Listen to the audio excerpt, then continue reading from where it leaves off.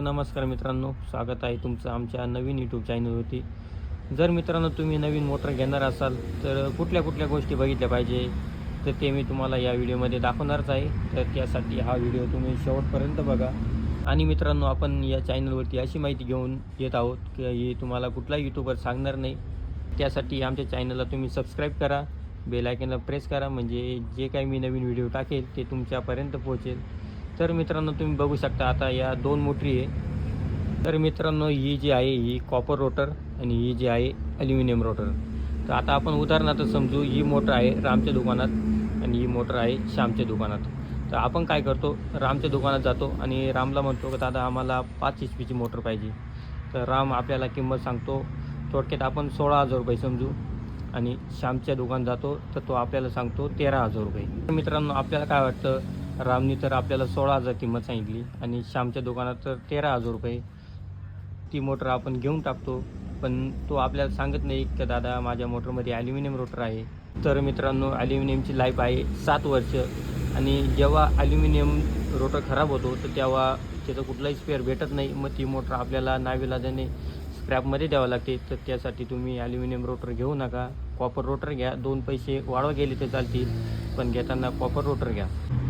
आणि मित्रांनो, जर तुम्ही रामच्या दुकानामध्ये ही मोटर जर घेतली 16,000 रुपयाला, तर तुम्हाला काय करायचं आहे, राम तर तुम्हाला गॅरंटीचं बिल देणारच आहे. तर त्याच्याकडनं तुम्हाला असं लिहून घ्यायचं आहे की दादा तू आमच्याकडनं कॉपरचे पैसे घेतो आहे, तर आम्हाला फक्त बिलावरती लिहून दे कॉपर रोटर, कॉपर वाइंडिंग.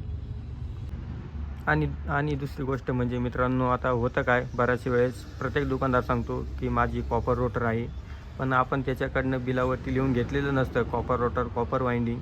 तर मग त्यावेळेस आपल्याला काही बोलता येत नाही. तर त्यासाठी तुम्ही ही चूक करू नका, त्याच्याकडनं लिहून घ्या कॉपर रोटर, कॉपर वाइंडिंग.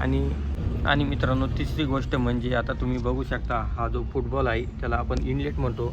तर हे इनलेट 2.5चं आलं पाहिजे. आणि हे बघा, हे आउटलेट, हे जाणारं पाणी, तर हे आपल्याला 2 इंची आलं पाहिजे. म्हणजे जेणेकरून आपली जर पाईपलाईन 2,000 किंवा 3,000 फूट असेल तर तिथं प्रेशर, दाबाने प्रेशर आलं पाहिजे. तर त्यासाठी तुम्हाला हे आउटलेट 2चं आलं पाहिजे आणि हे इनलेट 2.5चं आलं पाहिजे. आणि तसंच मित्रांनो, आता तुम्ही बघू शकता या मोटरवरती कोरे नाव आहे.